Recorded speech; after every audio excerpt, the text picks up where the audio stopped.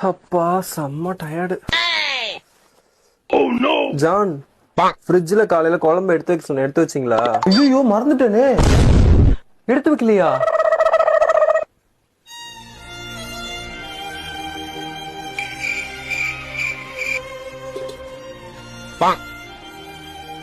கெட்டு போயிடுச்சு. இல்லங்க, காரக்குழம்பு வெயில கெட்டு போகாதுன்னு நினைச்சேன். நீ என்ன செஃப்பாடா?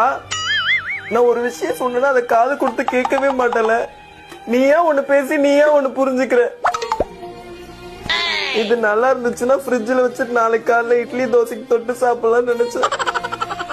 இப்ப நான் நைட்டு சமைக்கிறேன்னா மறுபடியும் தக்காளி வெங்காயம் எல்லாம் வெட்டணும். போடா போ, உனக்குலாம் சமையல் செட்டே ஆகாது.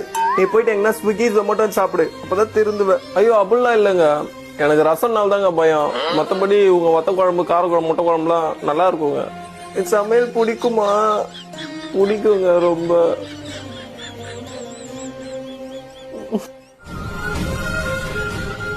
அப்பவா உனக்கு தக்காளி வெங்காயம் வெட்டி கொடு.